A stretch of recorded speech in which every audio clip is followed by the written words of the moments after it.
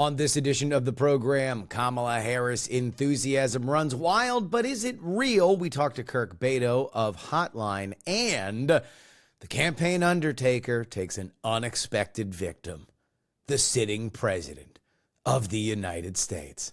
It's all coming up.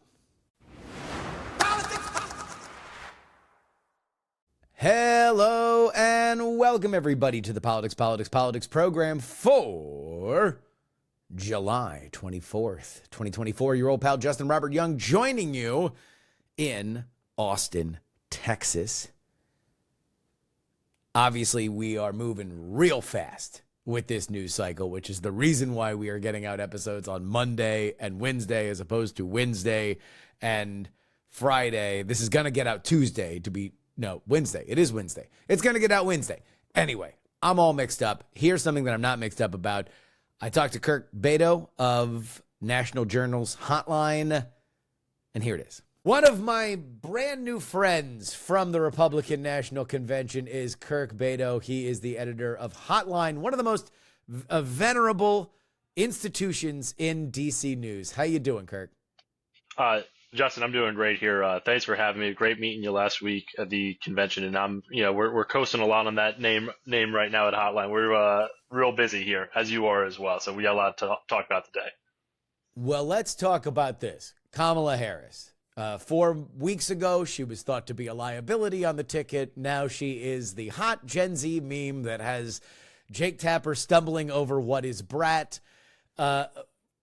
Polls are coming out now as we're recording this. 2 polls have come out that show the race essentially where it was with Joe Biden and Donald Trump, with Donald Trump leading anywhere between 2 and 3 points. That was an RMG poll and a CNN poll. A poll came out yesterday that showed Kamala Harris up to. Let's just look forward a little bit and understanding that neither Kirk nor I know anything about what's going to happen. Nobody knows anything. Historians don't know anything. Political professionals don't know anything because this has never happened before. So vibes only. Where are we at by the time that the DNC rolls around in terms of the polling environment? Look, the vibes for Democrats right now are the best they've been in a month. You think we were after the debate on June 27th.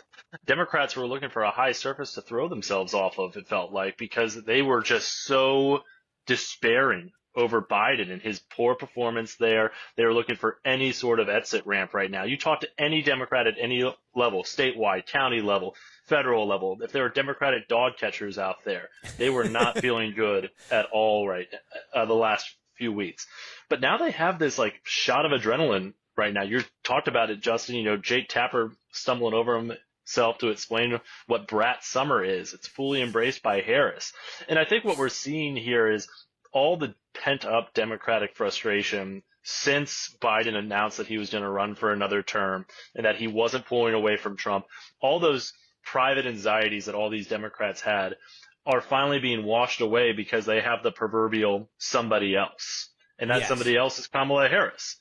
Now, she, in a master stroke, really, in 24 hours, secured enough delegates to get the nomination. But to your point, she's starting off on the same point that Biden is right now. Yeah, we're at a very nice era of good feelings right now with Harris. Yeah. We're in a nice honeymoon period for Democrats. We still have over 3 months to go before the election here. There's a nice little blip right now in her polling. You talked about the Reuters poll that has her up 2 nationally on Donald Trump. Mm-hmm. Let's see how much that endures right now.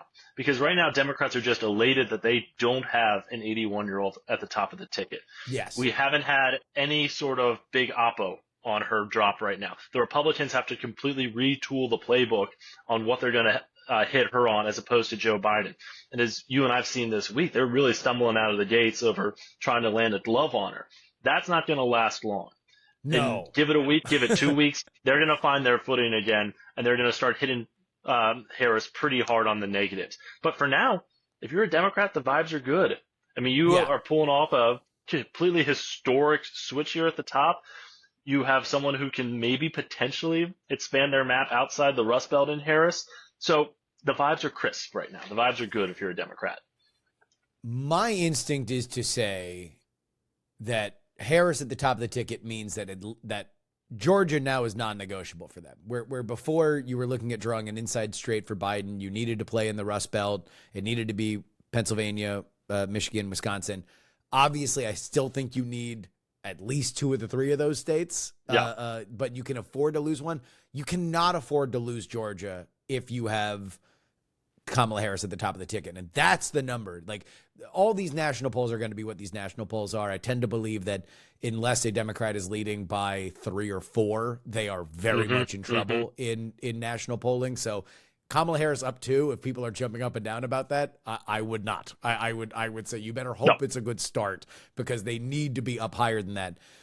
But the state polls that I am looking for specifically are in Georgia and North Carolina, because that is where you have a concentration of black voters that have not been excited about Joe Biden. And we're going to find out whether, specifically when we were in Milwaukee, the constituency that the Republican campaign was going after was not POC. It was not black voters. It was black men.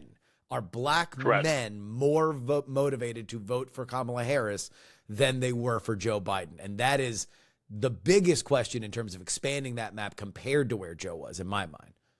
Well, and that might be the whole ballgame right there. And you're absolutely right about how Georgia and North Carolina are 100% back in play now for Democrats. I think Georgia was teetering on that edge of getting written off by Democrats if Biden was still at the top of the ticket. But now it's paramount to her path to the presidency right now. You know, when Biden was at the top of the ticket, I told people it was kind of like in Avengers when Doctor Strange saw all those different futures when they fought Thanos and they could only win one way. That's to your point.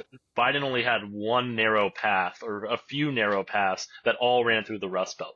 Harris offers Democrats an opportunity to play in those different states. And to your point about North Carolina, Harris has spent a lot of time over the last few months in North Carolina. In fact, in the week before Biden stepped aside, she was in North Carolina doing events with Governor Roy Cooper down there.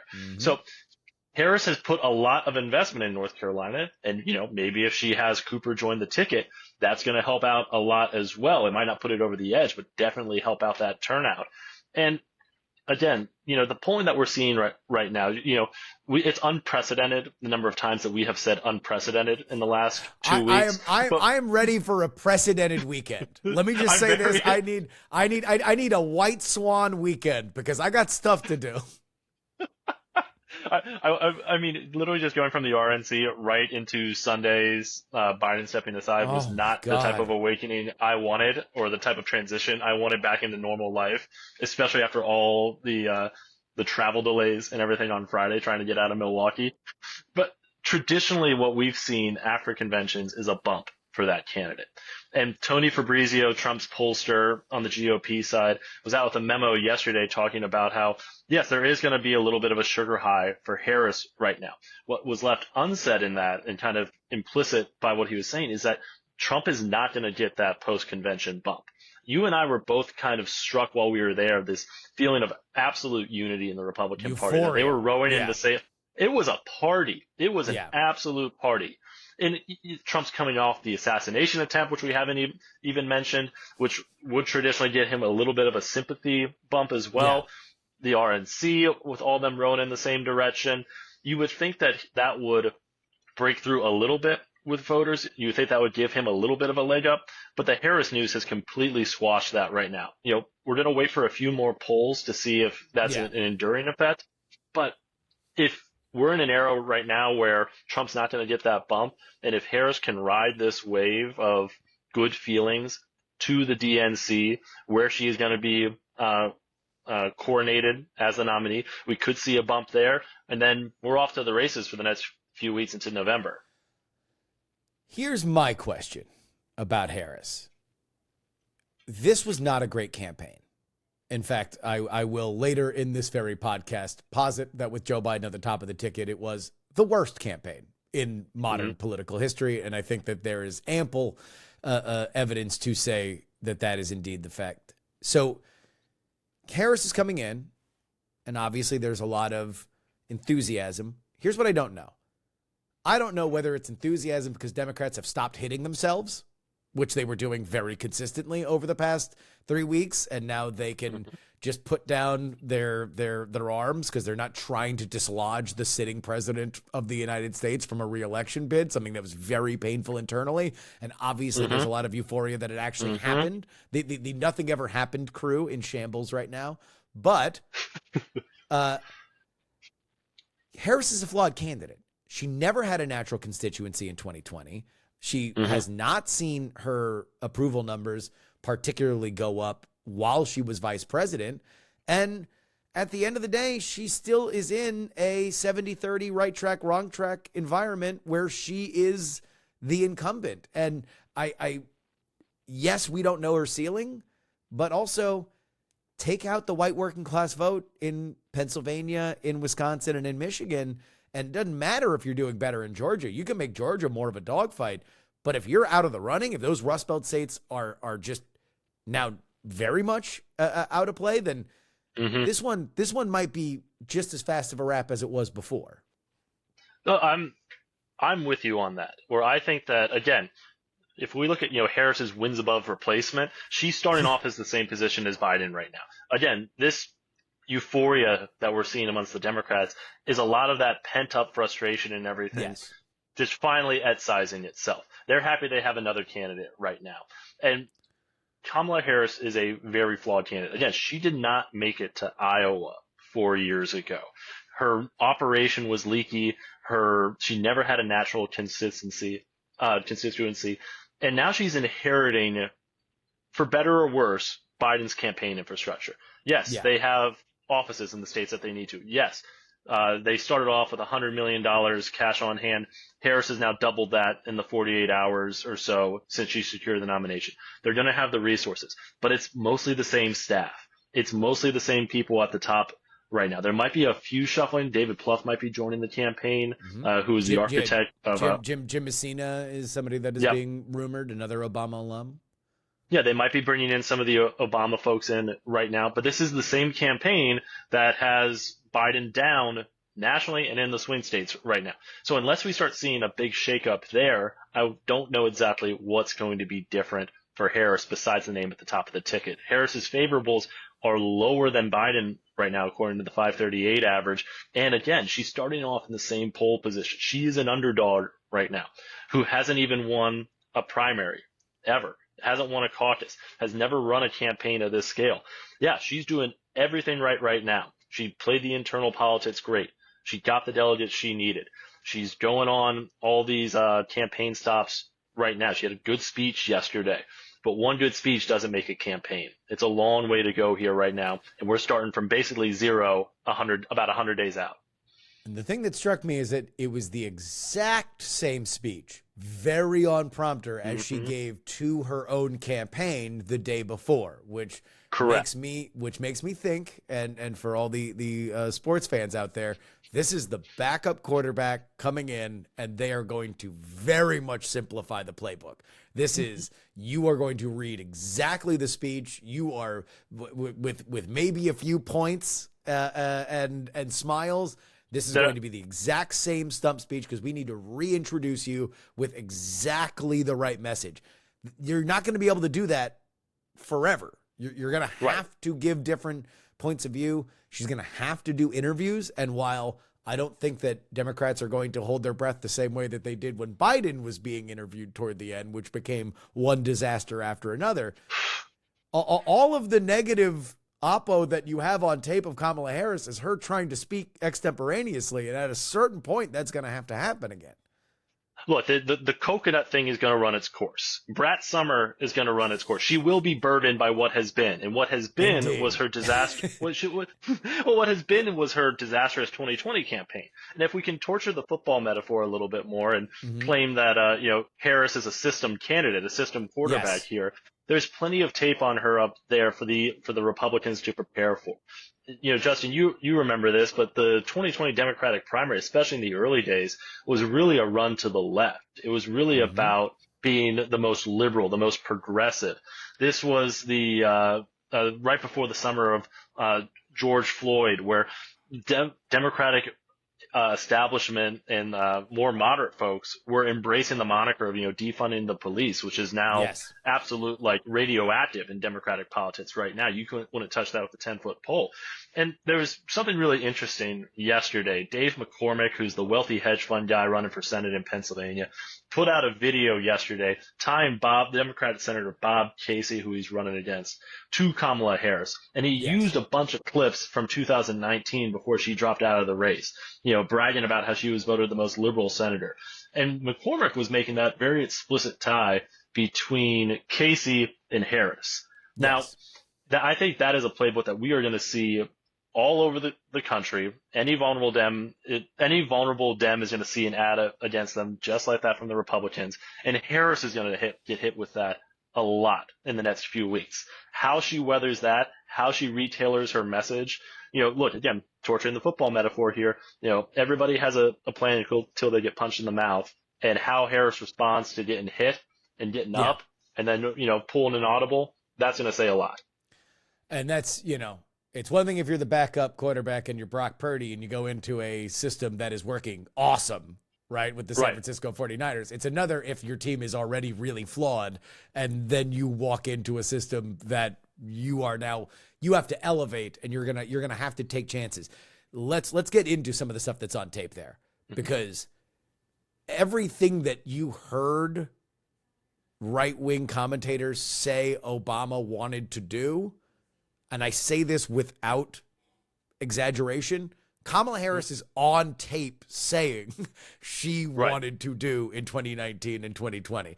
She, is on tape saying she wants a mandatory buyback for guns, which is the literal, she is going to come and take your guns. That is the friendly way that you say that element of it. This is where I wonder if when we write these books, when we look back at this retrospective, and especially as we understand, okay, Biden had to go because of all the reasons that Biden had to go.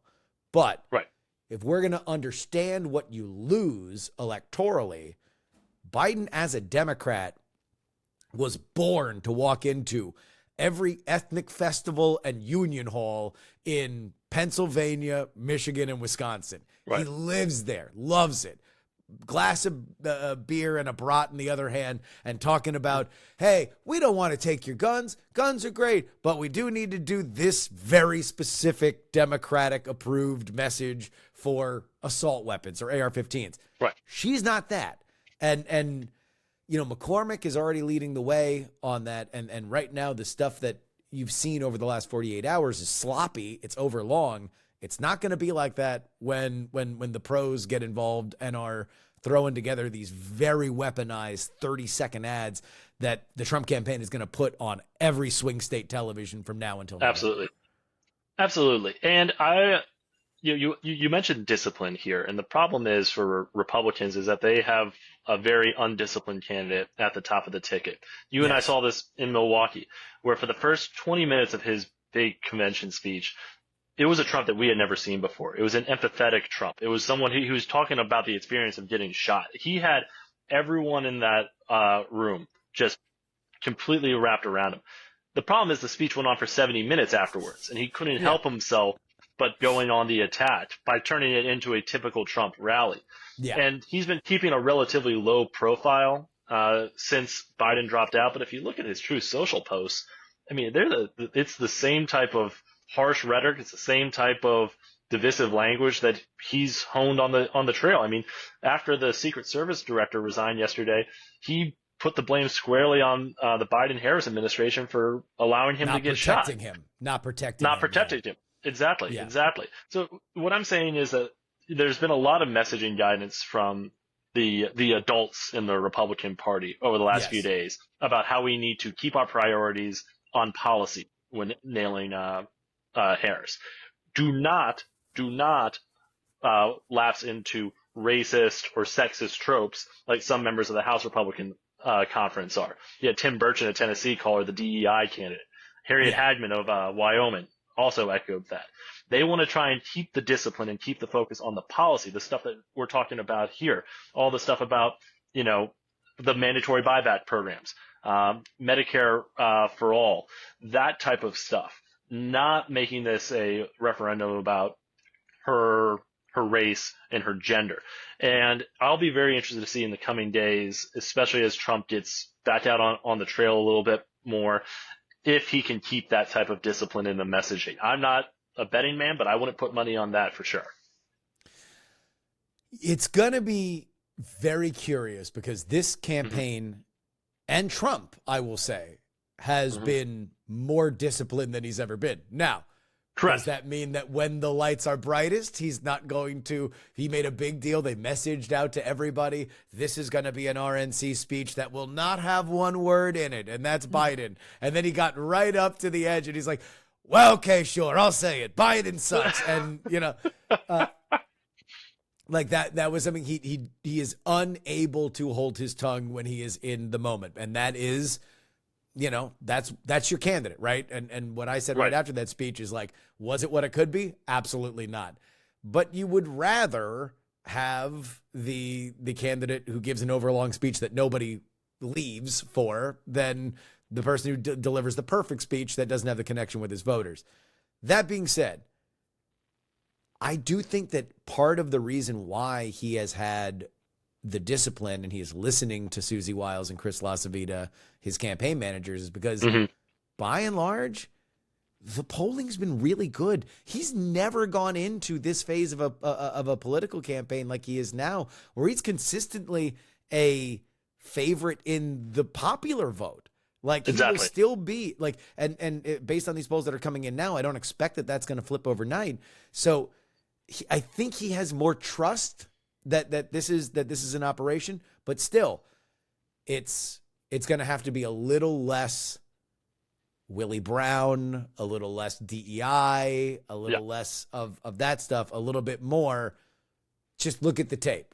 She's going to take your guns. She's going to take your private insurance away. She is the most liberal candidate that's ever run for president. She makes Obama look like Ronald Reagan. There's a million ways that you can go. Will they be able to stick to it? I don't know. That's going to be a question.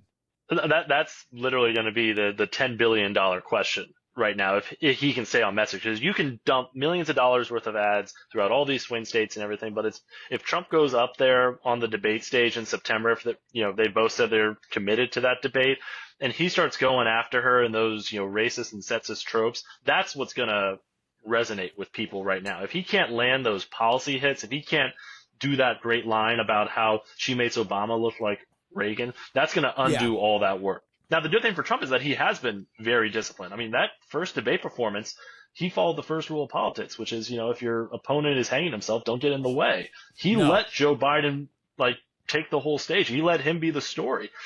But with Harris, I don't know if he'll be able to keep that same discipline here right now. And that's what I'm going to be watching pretty closely here over the next few days.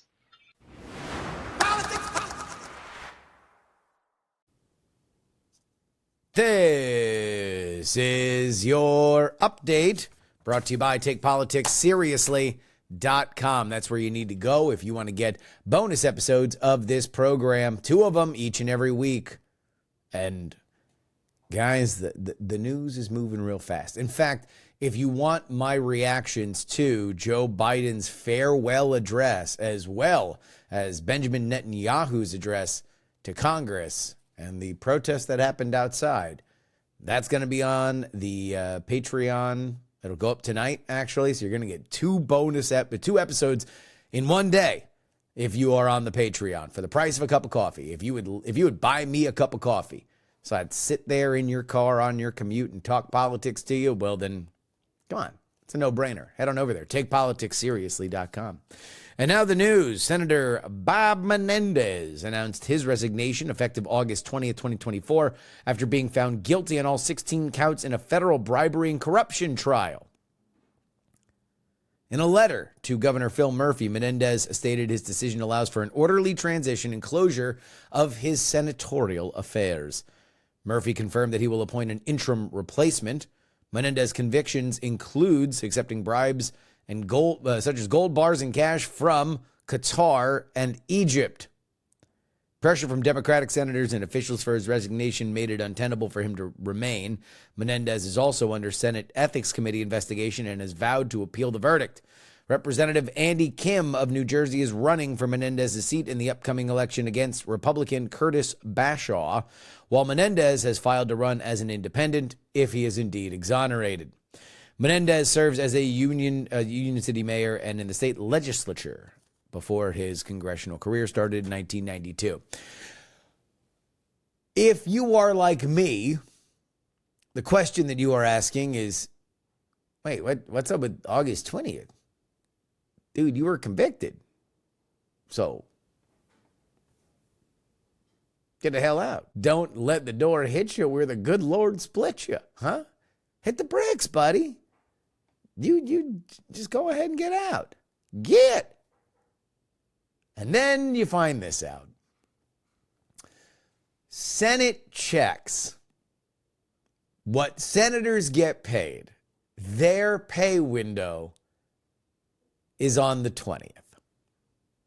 So since we are already past the 20th of July, he's holding out for one more check. At a certain level, you can't knock the hustle, Bobby. You can't knock the hustle. Former President Donald Trump has committed to debating Vice President Kamala Harris and expressed a willingness to participate in multiple debates. He has said that he prefers to debate on Fox News over ABC. Trump emphasized the importance of debates in presidential races. Trump has criticized ABC for being biased toward President Joe Biden and Harris, but confirmed his readiness to debate regardless of the network. Trump and Biden, of course, had initially agreed to two debates. A June 27th debate hosted by CNN. We're going to get to that in the campaign Undertaker segment. And then a September 10th debate on ABC. But of course, the fact that Joe Biden's brains leaked out of his mouth led to him not running anymore. Trump predicted Harris would be easier to defeat than Biden, but acknowledged that she might see a temporary polling boost. The Trump campaign, focusing on immigration as a key issue, released a memo predicting Harris's polling bump due to the recent events of her being selected as vice president. The Harris campaign has not responded to Trump's debate challenge. Fox News saying via Puck that they have also put out an announcement and they look forward to seeing who gets put together. Trump's brand is I'm going to fight. I'm going to debate. Every time people have said that he didn't want to debate, he does want to debate. You can make an obvious case for the fact that it has not been always great for him. You know, in 2016, it was his calling card. Wasn't so great in 2020. And he ended a presidential campaign with one. So, you know, he's got a mixed track record. Now, that being said, you could make the argument that Joe Biden was the one who gave him his biggest win because he fell down on his face. But still, Kamala Harris is, you know, she's word salady. So, I don't know. I don't know how to handicap this one. I'm going to have to go back and watch more Kamala tape, which means more debate tape. And finally, U.S. Secret Service Director Kimberly Cheadle has resigned following scrutiny over security lapses during an assassination attempt on former President Donald Trump at a Pennsylvania rally. Cheadle acknowledged in her resignation letter that the agency failed in its mission to protect national leaders during the July 13th incident, the assassination attempt. Secret Service Deputy Ronald Rowe will succeed her. President Joe Biden praised Cheadle's integrity and service, and bipartisan calls for her resignation, of course, intensified after her House Oversight Committee testimony where she was terrible. You know, when you can't offer solid informational answers on things that you should know the answer to the day of the event, you can't just claim, oh, it's only 9 days away. Ridiculous. There's not a lot that Jamie Comer and Jamie Raskin agree on. They both called for her to resign. She did it the next day. She quit the next day. Cheadle, appointed by Biden in 2022, had pledged full cooperation with investigators into security breaches. She had previously managed global services at PepsiCo and served 27 years in the Secret Service before that. The assassination attempt of Trump left Trump injured, one rally-goer dead, and two others wounded. By the way, we saw video released by local police to Congress. Chuck Grassley put this on the internet today, showing Secret Service talking in the aftermath of this event. We need some transparency on this. I'll just say, when you have things that are this big, America needs to have common sets of facts that are reasonable to believe. And we didn't have that with COVID. And so we still have these deep ideological divisions on origins of COVID and stuff like that, the nature of the virus. I think that's bad. It's not good, because when you don't have these kinds of transparent facts, then it's where assumptions and conspiracy, they just grow in those vacuums. So I get it. That's an operational failure. And I know that it's human nature to CYA, but boy, there are some times where you just need to face the music. And I've said before with Trump and Democrats in the past, we need a healthy re-understanding of what it's like to take the L in this country. Sometimes you lose. Sometimes you fail. Sometimes things aren't great. And you need to own up to it, because the culture of always looking like you are on top is just, it's got bad unintended consequences. Here's something that has good unintended consequences. You heading on over to TakePoliticsSeriously.com, signing up at the $3 level or above. You get the 2 bonus podcasts each and every week, and you'll love to see it. Let's go ahead and get back to things.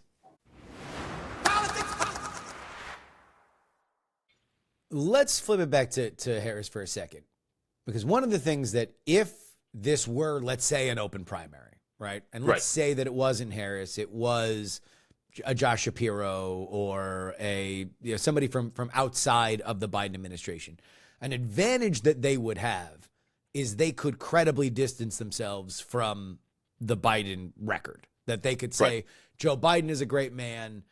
Unfortunately, the border has been a mess, and I feel your pain on inflation in a way that Joe Biden was more consistently just telling us, well, we could be Europe, which is not what anybody wants to hear when they're paying too much for groceries.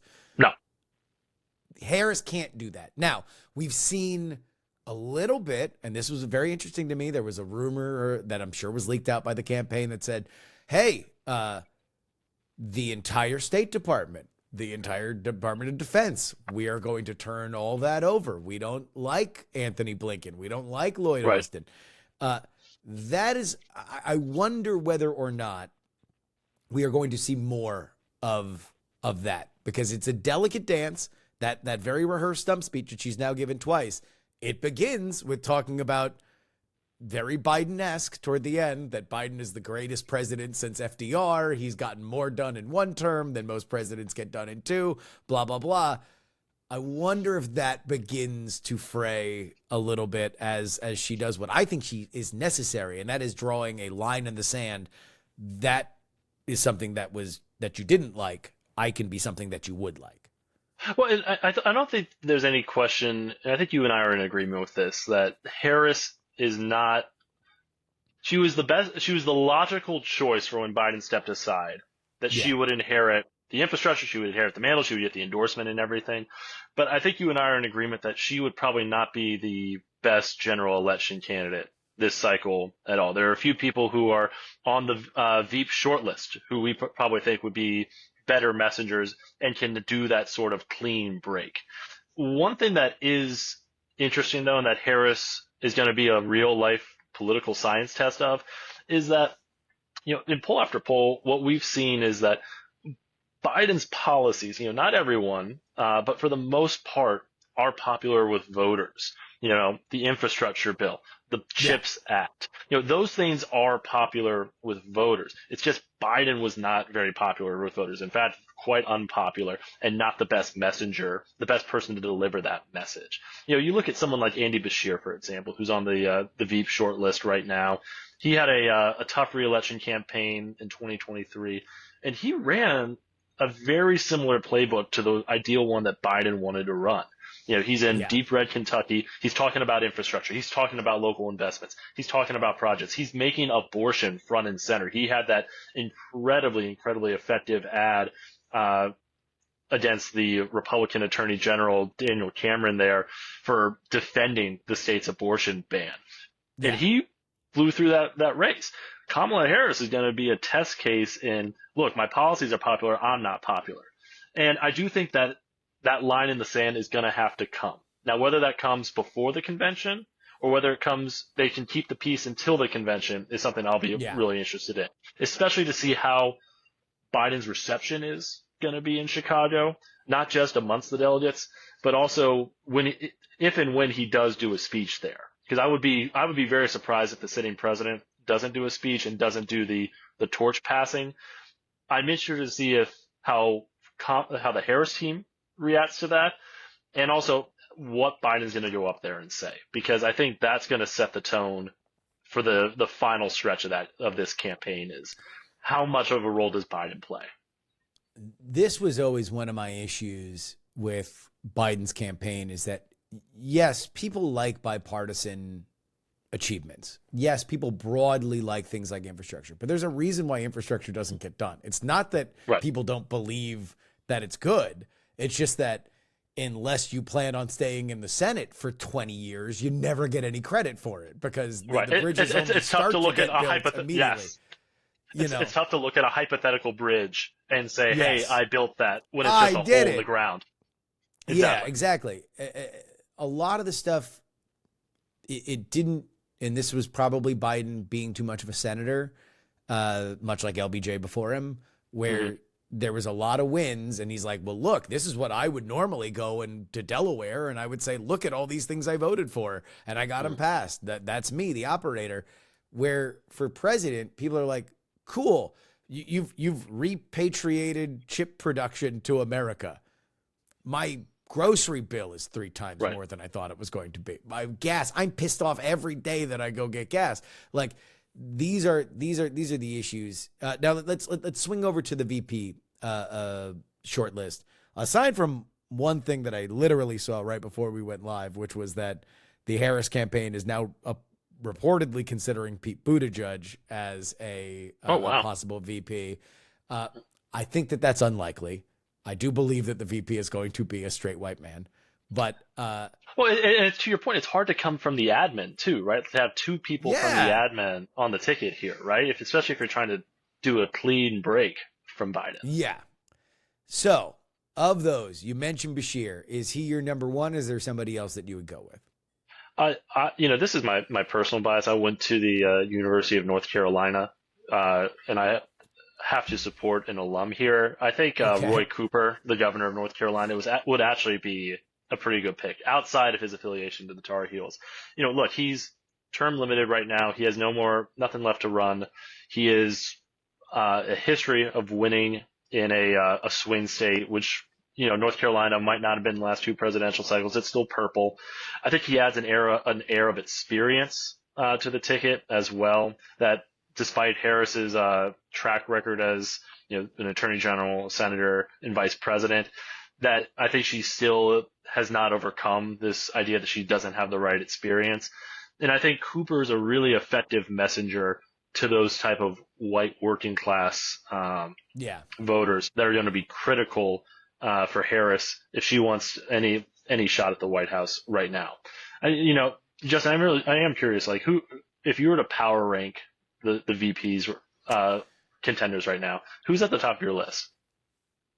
I would not think strategically right now. Right. I think that you have big conceptual problems with Kamala Harris that you need to shore up. And what I would look to do is to make Kamala Harris as normal as possible, because everything that's going to happen from now until the convention, you're going to see a gigantic concerted effort to make her a totally lunatic, out of touch California liberal. With that being said,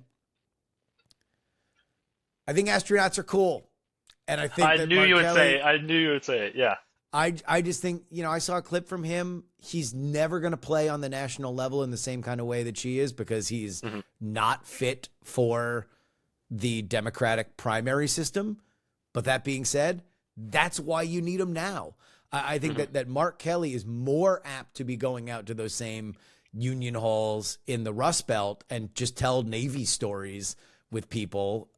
He is, again, astronauts are rad. He takes the assassination valor off the table because he's married to Gabby Giffords, who also suffered a very public assassination attempt. So that to me is my pick, entirely because I think that for anybody who just believes that Kamala has fallen out of a coconut tree as a perfect candidate, there's going to be a hangover in about a week when all the negatives are going to hit her.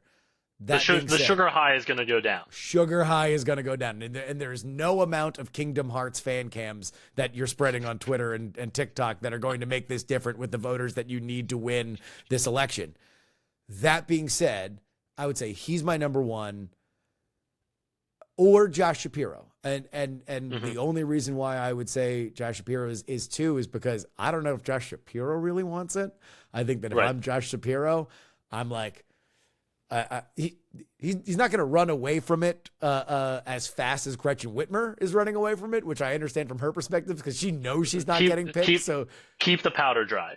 She's like, look, I don't even want to be in these articles. Like, stop talking to me about this. I don't want to be in these articles. I don't want to be in the conversation. I'm going to campaign for her as hard as I can, but I don't want to be near it. Josh Shapiro, I think, is probably the most talented. You run a risk of there being did we get this ticket wrong question, which is not great, but you could do worse, especially on short notice. He's Jewish, which in this modern Democratic question, he has not been as progressive on the Israeli-Palestinian conflict as I'm sure many progressives would have wanted him to. So that gets into some very ugly, weird questions. But I would say he's by far the most talented political animal of all of them. Kelly makes her seem the most normal.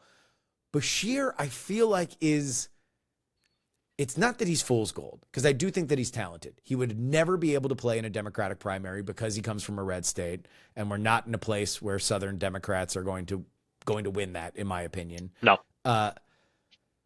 But he's a fighter.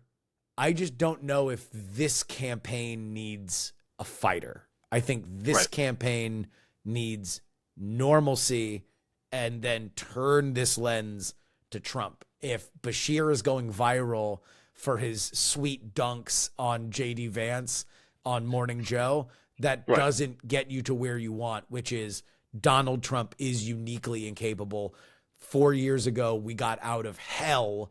Why would we go back to hell? That needs to be the message for them to win. Joe Biden was not able to prosecute it. And, I still remain, until I see numbers that tell me otherwise in the swing states, that this is as equally a legit run for the presidency as it is a suicide mission where the Democrats are sending people that, good luck. Either if you were never going to play on the national level, welcome to your free exposure. For Kamala, exactly. We're going to run you into the wall. Congratulations. We'll see you down the road. Exactly. Enjoy, for whoever, if it's a kamikaze Veep, enjoy your CNN contributor gig next January as, they restart the resistance programming and everything. And I would think I do think Andy Bashir would make a great vice presidential candidate for someone down the line, but maybe not this ticket right now. I think maybe I don't think he would get through a primary, but I think he would be a very good running mate in 2028 and beyond. I mean, all these people are young enough to do that, which is, besides maybe Cooper, but I think that's something that we haven't talked about yet, is that all these people on the Veep shortlist, and even JD Vance at 39 years old, this is a real opportunity for both parties to kind of a youth movement in both parties here on the in the Veep stakes. Although if you're going to pick an alumni, then I, as a graduate of Syracuse University, would feel compelled to say that there's a man with vice presidential experience that recently just had a lot of free time on his hand. What about Joe Biden, Syracuse Law School graduate? Well, and then all you would just need to do is just switch the posters around. You're fine. Just You don't even spend new money on merch. Just transpose it. It's totally fine. That's how you get the message for Democrats that you are the party of fiscal responsibility. We're recycling these posters and everything. It's good for the environment and everything. What's that bottom line? Good for the economy. Hurts nobody. That's perfect. Exactly. I think we solved the ticket already. We're ready to rock. There we go. We nailed it. When do you think we get an announcement on VP? Does it happen soon? I would imagine that it would be before. I think it's going to be before the end of next week, because the Democrats are still moving ahead with that virtual roll call by the 7th, I believe, is their deadline for that. And I would imagine that they want to try and temp down this expectations game. And plus, as we talked about that sugar high crashing down, getting the VP out sometime next week, especially later next week, once all the brat memes and coconut memes kind of run their course a little bit, that forces them back into the news cycle. The attention is on them. This era of good feelings could continue, and they might be able to push that news cycle all the way until the DNC on August 19th.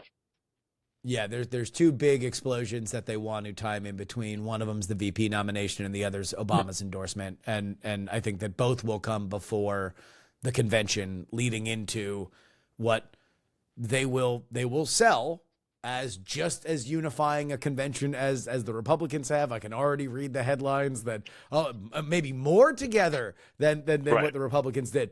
I'll be curious the vibes at the bar, not just on the floor, because I wonder whether or not it'll be the same. I know that our experience was at the RNC, front of house, back of house, everywhere in between. Weirdly, it was, because they're not always like that. It was an absolute party. Yeah.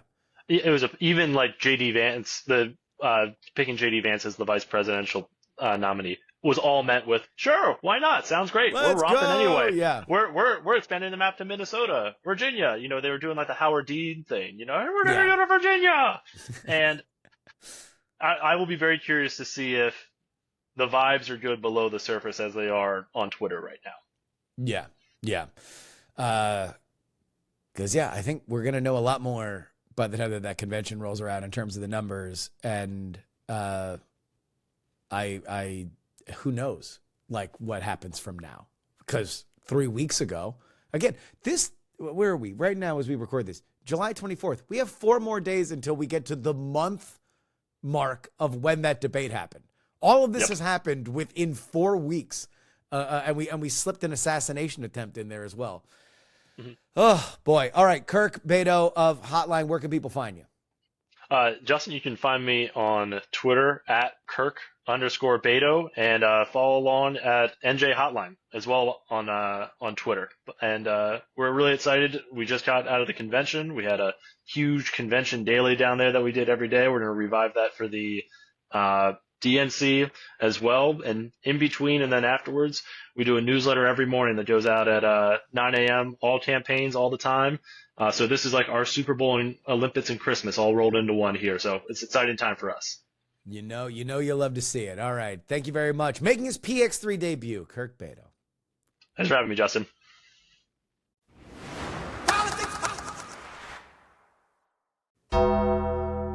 What is the worst?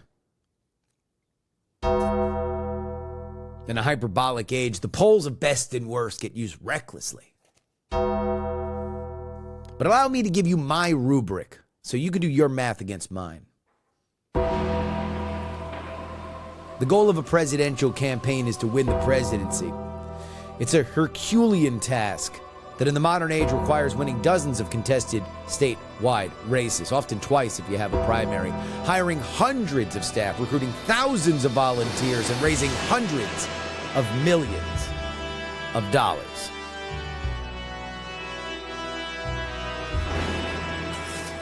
And if you do all of that, if you do it all and you do it all well in our politically polarized world, you have a competitive shot to beat somebody who has done everything you've done but could win in the margins. In 2016, an argument could be made that Hillary Clinton's campaign could have won the White House if it spent more time in the Rust Belt.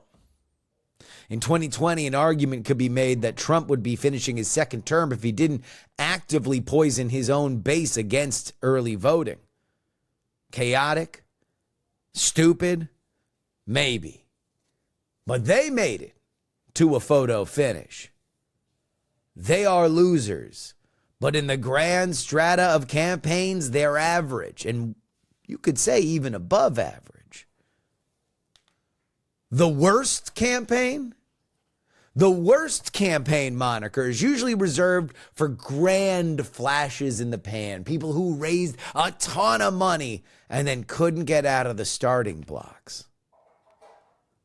But that's not how I graded. No. In the spirit of the Summer Olympics, let me show you how I grade it. I grade it by expected degree of difficulty versus execution. The Biden re-elect wanted to do something very, very, very ambitious.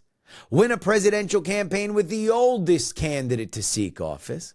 They did so with record low approval ratings, and the vast majority of Americans believing that the country is on the wrong track. His legislative record had impressive bipartisan wins, but average Americans were hard to connect those to their daily lives. They had no such confusion when it came to inflation, which affected gasoline, groceries, and loan rates. Which brings us to the execution. How do you navigate a landscape that is dicey for your candidate? Well, we've got a couple winning examples to look at. You could look at Bill Clinton. I feel your pain. You could look at Barack Obama. Yeah, it's not as good as we want it to be. We're trying real hard to drive this car out of the ditch, but the one thing you don't want to do is hand the keys back to the people that put the car there in the first place. But when faced with those examples, Joseph Robinette Biden Jr., the 46th president of the United States, took a bolder path. He said it was great. When questioned about America's involvement in the first European land war since World War II and the most spectacular and horrifying explosion of violence in Gaza and Israel, Joe Biden said he was the best foreign policy president of our lifetime. When queried about his role of destabilizing the southern border by reversing Trump's executive orders, he first blamed a lack of judges, and then he blamed Trump. And when confronted with fears that his presidency was a failure and his re-election campaign was in tatters, he said he was the most consequential president since FDR, getting more done in one term than most get done in two. If you had questions about Joe Biden's record, and if you raised them to anybody that was in his circle or to the man himself, it became very clear Joe Biden didn't believe you. So somebody had to convince him. And after an unprecedented 3-week pressure campaign from within his own party, Joe Biden did what nobody has done so late in the game as a sitting president running for re-election. He quit. Just over 100 days to the election, a month away from his convention, and 10 days away from him becoming the official nominee, Joe Biden ended his campaign at his beach house with a tweet. Watch me. That was a catchphrase that Biden liked to say whenever anybody would bring up his age. Unfortunately for him, we did. However, when historians truly autopsy this campaign's corpse, I believe that there are going to be two moments that stand above as true self-mutilation. The first came in February of this year. A special counsel issued a report about Biden's unlawful retention of classified documents from his time as both vice president and senator. This normally trivial bookkeeping offense had become capital V, capital S, very serious since Donald Trump had been brought up on felony charges for a similar crime, with the added complication that he had obstructed efforts to get those documents back. But Robert Hur, the lead in the investigation, declined to charge Biden. While he did believe that Biden broke the law, the burden of his office was to surmise if they could convict him, which he didn't believe he could. Hur wrote that the president was, and I quote, a sympathetic, well-meaning elderly man with a poor memory. Now, in any other scenario, this is a win. Your opponent caught a charge. You didn't. I win. You lose. That's the headline. Let your opponents chew on all the details. Biden did not take the win. He was furious. He called an emergency press conference. There he refuted what he saw as scurrilous and baseless allegations. He went line by line through Hur's executive summary. Facts that included Joe Biden not remembering when he was vice president or when his eldest son, Beau, had died of cancer. It seems a little petty. It seems a little weird. It seems a little bit like snatching a defeat from the jaws of victory. But it wasn't the worst part. No, Joe Biden then took an unscheduled few questions from the assembled press, and there he mixed up the presidents of Egypt and Mexico, therefore reinforcing the reason why he was calling any kind of statement in the first place. It not only showcased how arrogantly unaware of his own weaknesses he was, it would also be the last free-flowing gaggle of his re-election campaign. It's uniquely terrible, poetically bad, and yet it's not his magnum opus. No, what I believe to be the worst mistake in electoral politics, one so blunderous, so self-destructive, so indefensible, that there are still, and I believe for the rest of my life, going to be conspiracy theories that it was an inside job. The date is May 15th. Former President Donald Trump is on trial in New York City, and yet his poll numbers are stubbornly high.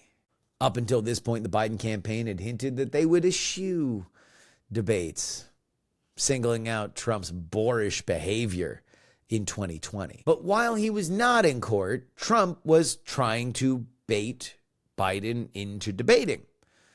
He would do rallies where there would be an empty lectern. On it, in Trump font, would be anytime, anywhere. Just like that.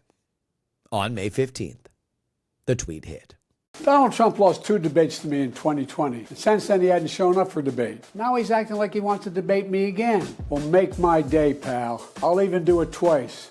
So let's pick the dates, Donald. I hear you're free on Wednesdays. They sold free on Wednesdays merch, which of course I got 2 of, because it's very rare you get merch for something that turned out to be so disastrous. Now, we're going to have to wait for all the campaign books to find out exactly what the Biden campaign thought was going to happen. And I'm going to single it out right now. It's probably going to be my favorite chapter of the forthcoming and now announced book by Amy Parnes and John Allen, who have written the 2 best campaign books for my money, with Lucky and Shattered.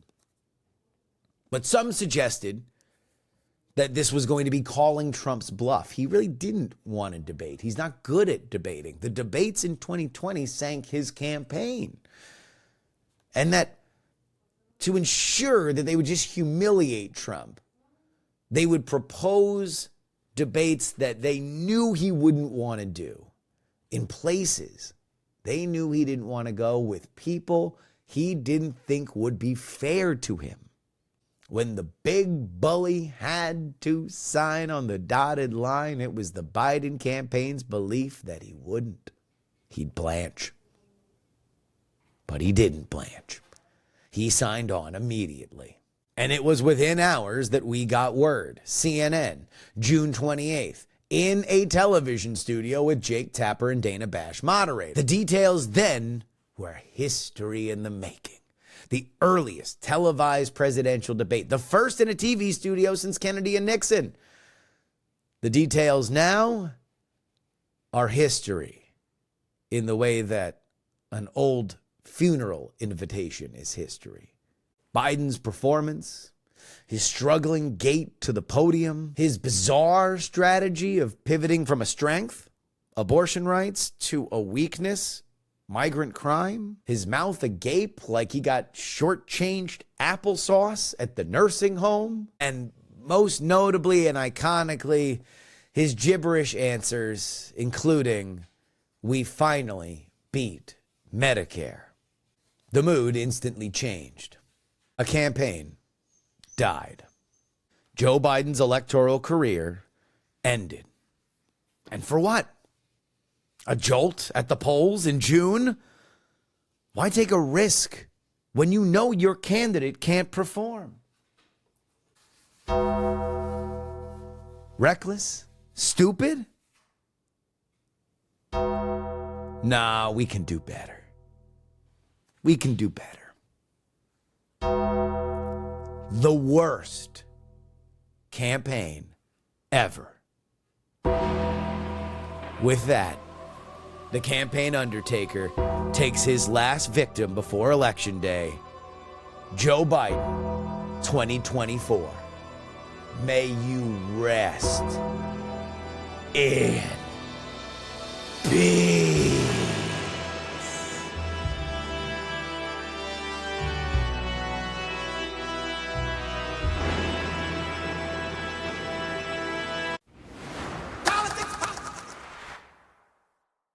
And that'll wrap it up for us today. Politics is brought to you, as always, by me, Justin Robert Young, for Dog and Pony Show Audio here in Austin, Texas. Big thank you to Kirk Bado of Hotline from National Journal. Please follow him wherever you can. TheYoungAmerican@gmail.com is where you email this very show. You can find, follow, and share clips of the program.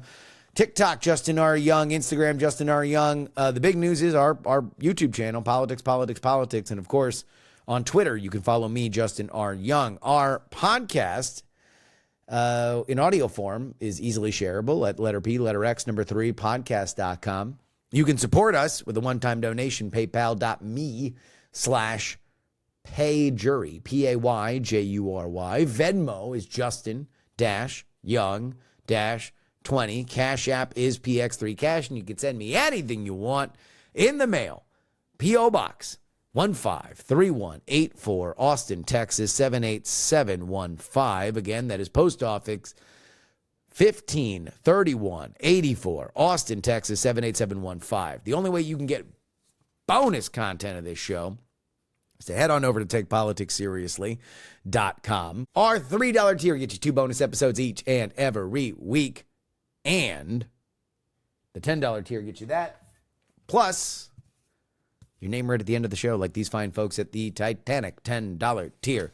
CP, David Potts, Nicholas, Whiskey Wolf, Sparky from Stevens, Florida, Will Porta, SingleTreeTravel.com, Fat Tony's PJs from New York, Devon the CFP, Gloria, Grayzone, Peapod, Jay, Sugar Brady, Marcus with a Q, TP4 Bongo, Sam, John, Niemeister, Edwin, Invoke Gloria Young for King of the New World Order, Edison, Jeremy, a dog named Checker, Sarah Jeannie, Matthew, Dr. G, Neil, His Nerdiness Charles, Audrey Stoll Adler Spot, Darren, Idris Arslanian, Bluefront and the Lenina, Berkeley Steven, Chad, Zombie Doc, Matt P, Chill, Adam, Chief Andy, Robert, Casey, Paul, Dustin, Brad, D. Laser, Nick, Just Another Pilot, Middle-Aged Mike, Utah, Jimmy Montana, The Jen, Alo, D. Reilly, Craig, and Andrew. You want to join their ranks? One place to do it, TakePoliticsSeriously.com. I'm desperately hoping for a precedented weekend. Otherwise, I'll see you like I have the last several weekends in an emergency podcast because the world has changed yet again. Either way, I'll be back in your life soon. Until then, this is your old pal, Justin Robert Young, saying some shows talk about politics, others talk about politics, and still more discuss politics. But this is the only one that dares discuss. Ow! 3.